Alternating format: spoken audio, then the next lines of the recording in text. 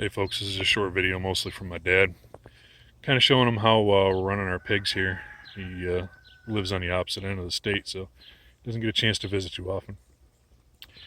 Anyhow, these are our mutt breed pigs. We're just starting out first this year. I'm training them on and electric wires. You can see inside their fenced-in pen area. That wire, there's two wires. Those wires are hot right now, and they'll get near them and get zapped, and they kind of get they learn pretty quickly to stay away from those wires. So once they get trained to that, then we kind of expand things out. And you can see I've got things started here, almost wrapped up actually, so that I can turn them loose from this small area that they're quickly outgrowing, and get them set up so that they can start clearing out and feasting on all the wonderful things that they can find in the ground. And very near it, inside our pines here, we plan to put in blueberries. So anyhow, I'll take you for a quick walk. You can see I started to run the first wire for the larger perimeter here. But yeah, that we're going to clear out these pines and put in blueberries. So I think it's about a quarter of an acre all done and said, but in the thick of things, it probably looks a little bigger. Quite a few of these things we're really hoping they go to work on. Some of the stuff I just whacked down with a brush hog or a weed whacker is pokeweed. It's an invasive.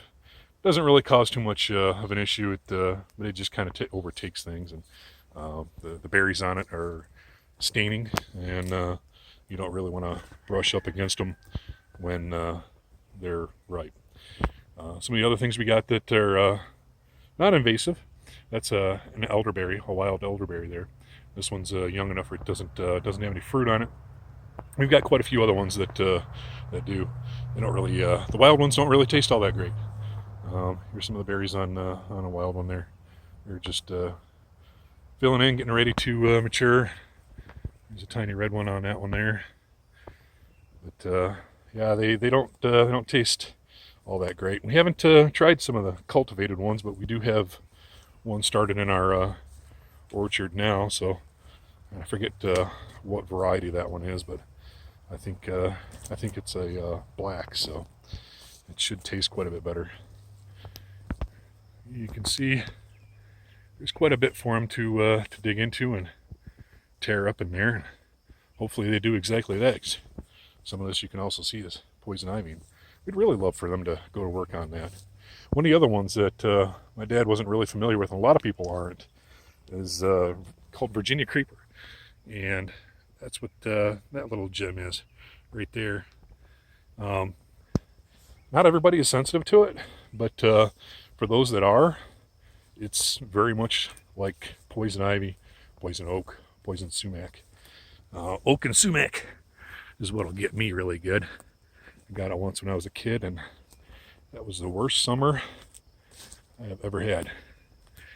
Once things kind of mature and we're able to harvest too, this area coming off here into our pasture will be opened up, and you can see we've got some pumpkins going on back there.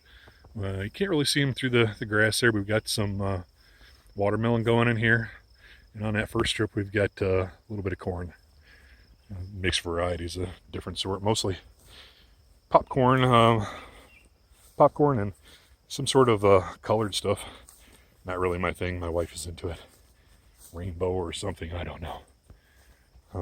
Hopefully pigs find some interesting stuff along this nice big oak stump in there too, and help me dig that out, get that out of there. When we bought the place, the folks that had it, they didn't really appear to do much for farming stuff, but one of the things that they had was a water feature in the middle of the backyard. Didn't really work out so good for us, but hopefully the pigs will enjoy it there in the middle of their wider enclosed area. So anyhow, this is what the pigs' new digs will be once we get them turned out, hopefully this next weekend. And something you got to kind of watch out for. You pretty much need to check a fence like this every day.